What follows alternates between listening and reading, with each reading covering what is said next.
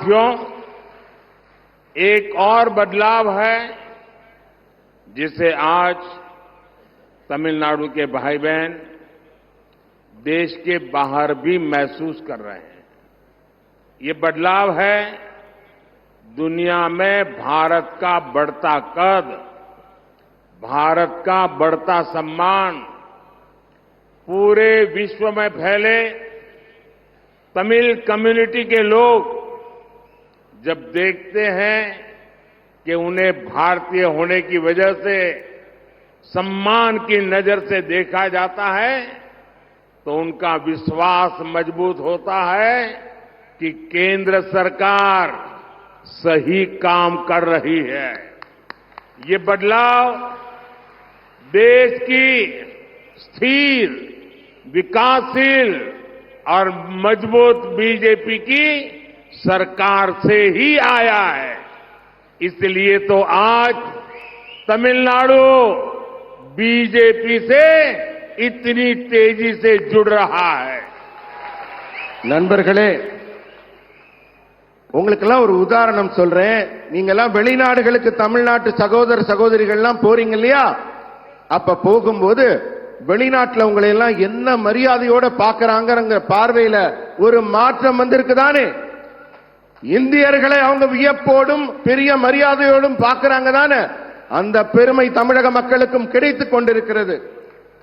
உலகில் உள்ள சமுதாய மக்கள் எல்லாம் இந்தியர்களை இவ்வளவு பெருமையாக பார்க்கிறார்கள் என்பதே மத்திய அரசு சிறப்பாக செயல்பட்டுக் கொண்டிருக்கிறது என்பதற்கு சாட்சி. இந்த மாற்றம் நிலையான, உறுதியான வளர்ச்சியை நோக்கிய மாற்றம் என்பதை உணர்ந்து கொண்ட தமிழக மக்கள் இப்ப பாரதிய ஜனதா கட்சியை தேர்ந்தெடுத்து அதன் பின்னே வரத் தொடங்கி இருக்கிறார்கள். साथियों, भाजपा सरकार में पहली बार दिल्ली से तमिलनाडु की दूरी इतनी कम हुई है। आज गरीब, किसान, महिला और युवा, उनसे जुड़ी हर योजना का लाभ भारत के दक्षिणी कोने तक पहुंच रहा है। बीजेपी सरकार कैसे काम करती है, आज तमिलनाडु खुद इसका गवाह है। 5 साल पहले तमिलनाडु के सिर्फ 21 लाख ग्रामीण घरों में नल से जल आता था। 20 लाख। आज जल जीवन मिशन के कारण 1 करोड़ से ज्यादा ग्रामीण घरों में नल से जल पहुंचता है। सब जानते हैं कि कैसे घर तक पानी न आने से सबसे ज्यादा तकलीफ घर की महिलाओं को उठानी पड़ती थी, लेकिन घर घर नल पहुंचने से उसने जीवन को आसान कर दिया है। आज तमिलनाडु की 40 लाख से ज्यादा महिलाओं के घर तक, उनके किचन तक उज्ज्वला योजना का सिलेंडर पहुंच रहा है। इससे उन्हें धुएं से मुक्ति मिल गई है। आप सोचिए, हमारी माताओं बहनों की ईज ऑफ लिविंग कितनी बड़ी है, और इसीलिए तो आज तमिलनाडु में जहां जाता हूं, माताएं बहनें बहुत बड़ी संख्या में आकर के मुझे आशीर्वाद देती है।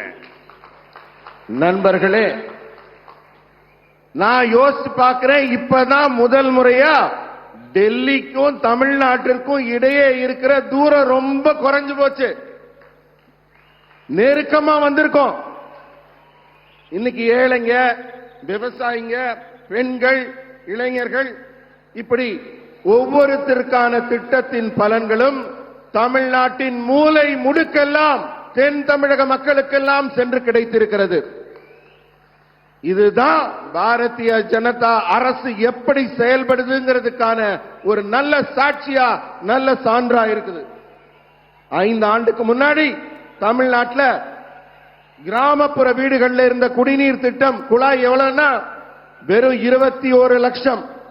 ஆனா இப்ப நம்ம அரசு 1 கோடி வீடுகளுக்கும் மேல கிராமப்புற வீடுகளுக்கு குடிநீர் குழாய் இணைப்பு கொடுத்திருக்கோம். வீட்ல தண்ணி இல்லாததுனால நம்ம வீட்டு பெண்கள்லாம் எவ்வளவு கஷ்டப்பட்டாங்க, எவ்வளவு துன்பப்பட்டாங்கிறதெல்லாம் நமக்கெல்லாம் தெரியும். ஒரே ஒரு குடிநீர் குழாய் இல்லாம இந்த ஏழை பெண்கள்லாம் பட்ட அவஸ்தைய சொல்ல முடியாது. ஆனா இந்த குழாய் நாம் கொடுத்த உடனே அவங்க வாழ்க்கையே சுலபமாகி இருக்கு. இதே மாதிரி உஜ்வாலா திட்டத்தின் மூலம் இலவசமா சிலிண்டர் கொடுக்கப்பட்டிருக்கு. 40 லட்சத்துக்கும் மேற்பட்ட பெண்களின் வீடுகளுக்கு சிலிண்டர் போயிருக்கு. இதன் மூலம் புகையிலிருந்தும் அந்த சமைக்கும் துன்பத்திலிருந்தும் பெண்களுக்கு விடுதலை கிடைச்சிருக்கு. நம்ம தாய்மார்கள், நம்ம சகோதரிகள், இவர்களுக்கெல்லாம் வாழ்க்கையில எவ்வளவு பெரிய நன்மை கிடைச்சிருக்கு, எவ்வளவு பெரிய நன்மை கிடைச்சிருக்குன்னு சொல்லவே முடியாது. அதனாலதான் நான் போற பக்கமெல்லாம் இத்தனை தாய்மார்கள், இத்தனை பெண்கள் திரளாக வந்து எனக்கு ஆசி கொடுக்கிறார்கள், வாழ்த்து சொல்கிறார்கள். அந்த தாய்களுக்கும் பெண்களுக்கும் மிக்க நன்றி. साथियों, आज अगर देश 100 कदम आगे बढ़ता है तो तमिलनाडु भी उतनी ही तेजी से आगे बढ़े, ये मोदी का संकल्प है. इसलिए बीते 10 वर्षों में अगर हमने देश में अनेक नए एम्स खोले तो मदुरई में भी एम्स खोलने जा रहे हैं. आज अगर देश में हर गरीब को 5 लाख रुपए तक के मुफ्त इलाज की गारंटी मिल रही है तो उसमें 50 लाख से ज्यादा लाभार्थी हमारे तमिलनाडु के भाई बहन हैं. और ये सेवा हम तब कर रहे हैं जब राज्य में ऐसी सरकार है जो हमें तमिलनाडु के हित के लिए भी सहयोग करने के लिए तैयार नहीं है. इसलिए तमिलनाडु के विकास की विरोधी राज्य सरकार से ऐसे विकास विरोधी राजनीतिक दल से आप सबको सतर्क रहने की जरूरत है. अब उनसे हिसाब मांगने की जरूरत है. इन लोगों ने तमिलनाडु के विकास के नाम पर आपको खूब लूटा है. इतना ही नहीं, आपके बच्चों के भविष्य को उन्होंने गहरे गड्ढे में डाल दिया है. और अब मैं आपको गारंटी देता हूं, मैं आपके बच्चों के भविष्य को बर्बाद नहीं होने दूंगा. मोदी ऐसा नहीं होने देगा. और ये भी मोदी की गारंटी है. इधर मोदी न गारंटी. நண்பர்களே, साथियों, तमिलनाडु की इस धरती का भगवान श्री राम के साथ जो संबंध है वो दुनिया जानती है. 22 जनवरी को अयोध्या में होने वाले आयोजन से पहले मैं जो अनुष्ठान कर रहा था उसके तहत विभिन्न मंदिरों में गया था, धनुषकोडी भी गया था. सदियों के इंतजार के बाद अयोध्या में प्रभु राम का राम मंदिर के निर्माण से पूरा देश खुश है. इसी विषय पर संसद में एक प्रस्ताव आया था। अभी कुछ ही दिन पहले पार्लियामेंट में एक रिजोल्यूशन आया था, लेकिन इस दौरान डीएमके के सदस्य सारे एमपी सदन छोड़ करके भाग गए। डीएमके इस व्यवहार ने फिर साबित किया है कि उन्हें आपकी आस्था से कितनी नफरत है।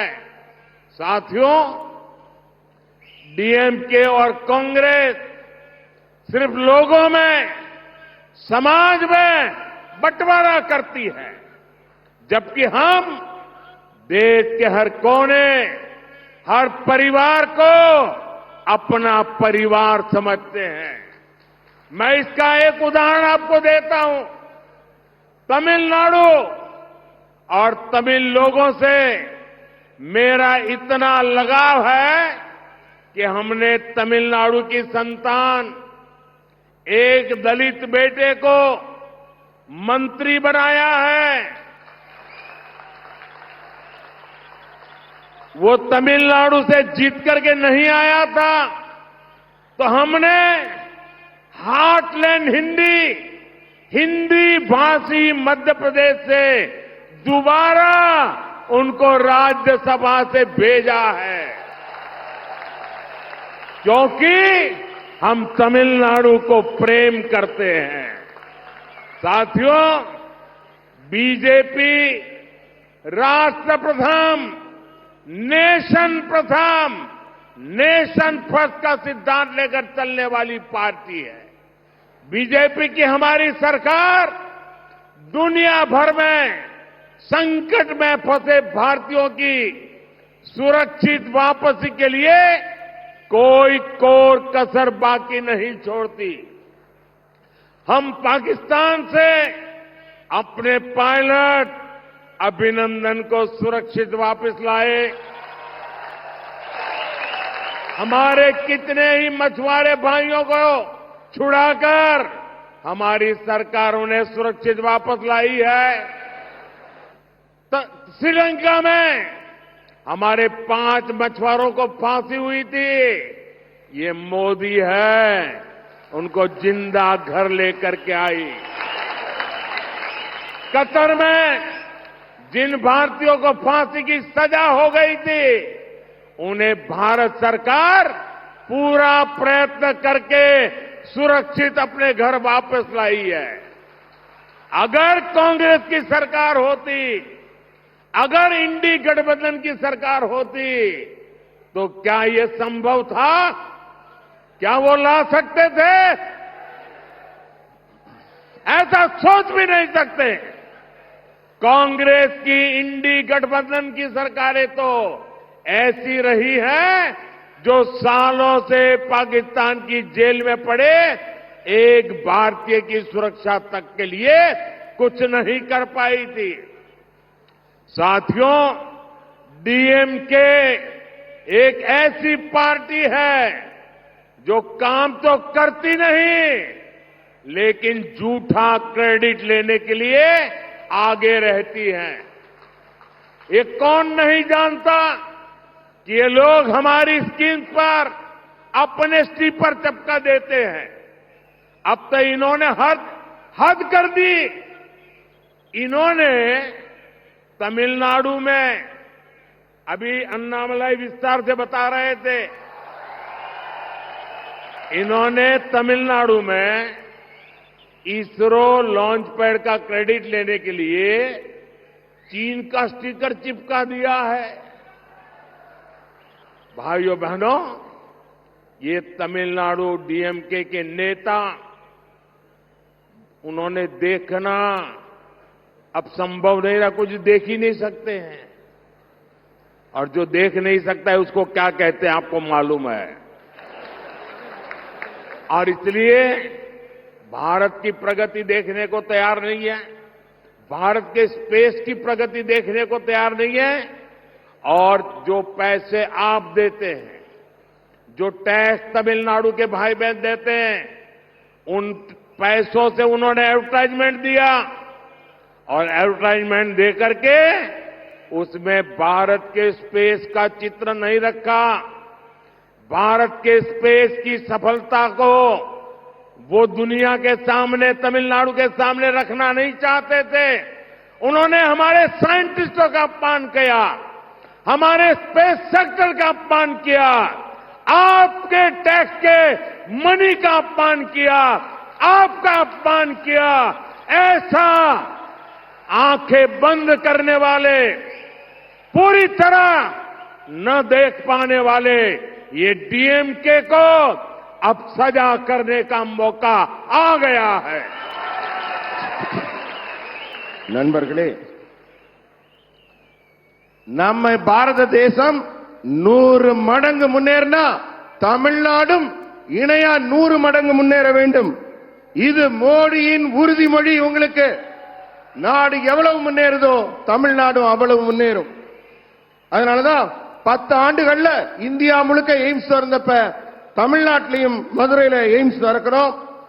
50 லட்சத்துக்கும் மேற்பட்ட பயனாளிகள் இலவச சிகிச்சை பெறாங்க. இப்ப தமிழ்நாட்டின் நலனுக்காக நாங்கள் எடுக்கும் முயற்சிகள் எல்லாம் எங்களுக்கு ஒத்துழைப்பே கொடுக்காத ஒரு அரசாங்கம் இங்க நடந்துட்டு இருக்கு. மத்திய அரசு என்ன செஞ்சாலும் ஒரு குறை சொல்றாங்க அரசாங்கத்துல. அதை மீறி மக்களுக்கு நாங்கள் நன்மை செய்து கொண்டிருக்கிறோம். நீங்க எல்லாம் யோசிச்சு பார்க்கணும். இவங்க ஏன் நாட்டின் வளர்ச்சியை தடுக்கிறாங்க? திட்டங்களை ஏன் தடுக்கிறாங்க? மத்திய அரசு கொடுக்கக்கூடிய மக்கள் நலத்தை எல்லாம் தடுக்க வேண்டும், இதை கெடுக்க வேண்டும் என்ற எண்ணம் ஏன் இந்த மாநில அரசுக்கு இருக்குன்னு நீங்க எல்லாம் யோசிச்சு பார்க்கணும். நீங்க எல்லாம் ரொம்ப எச்சரிக்கையாகவும் இருக்கணும். ஏன்னா அவங்க வளர்ச்சியை தடுக்கிறது எதுக்குன்னா நாட்டை கொள்ளையடிக்கிறதுக்காகத்தான். ஆனா உங்க மோடி அது நடக்க விட மாட்டார். அதை தடுத்து நிறுத்துவார். இரும்பு கரம் கொண்டு அந்த கொள்ளையடிக்கும் முயற்சி தடுக்கப்படும். தமிழ்நாட்டுக்கும் ராமருக்கும் என்ன சம்பந்தம் கேட்கிறாங்க. நான் அயோத்தியில திறக்கிறதுக்கு முன்னாடி இங்க இருக்க தனுஷ்கோடியில இருந்து மிகப்பெரிய கோயில்கள் எல்லாம் போய் இங்க ஆசீர்வாதத்தோட தான் அங்க போய் அயோத்தியில ராமர் கோயில் திறந்தோம். ஜனவரி 12 மொத்த தேசமும் மகிழ்ச்சி அடைந்தது ராமர் கோயில் திறந்தோன்னு. ஆனா பாராளுமன்றத்தில் ஒரு ரெசல்யூஷன் கொண்டு வர்றப்ப உங்க திமுக எம்எல்ஏக்கள், தமிழகத்தின் திமுக எம்எல்ஏக்கள் வெளிநடப்பு செஞ்சு போறாங்க.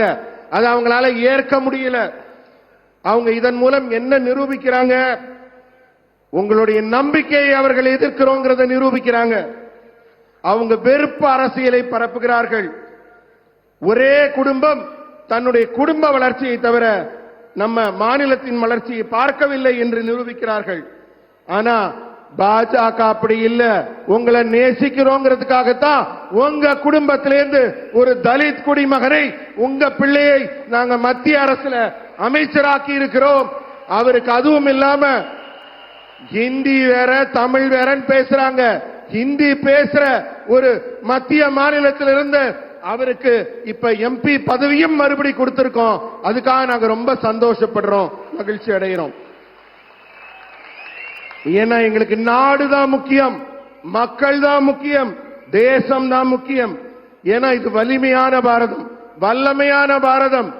அபிநந்தன் பாகிஸ்தான் பார்டர்ல போய் விமானத்திலிருந்து விழுந்தாரு. ஒரு கீறல் கூட இல்லாம நாங்க கூட்டிட்டு வந்தோமா இல்லையா? ஸ்ரீலங்கால 5 மீனவர்கள் தூக்கு தண்டனை விதிச்சிருந்தாங்க. அவங்களுக்கு தண்டனையா கிடைச்சது. நான் போய் மீட்டுட்டு வரல அவங்கள. யாரால நம்ம நாட்டு மக்கள் மேல கை வைக்க முடியும்? ஏன்னா இங்க இருக்கிறது மோடி. மோடியை மீறி யாரும் இந்தியன் மேல கை வைக்க முடியாது.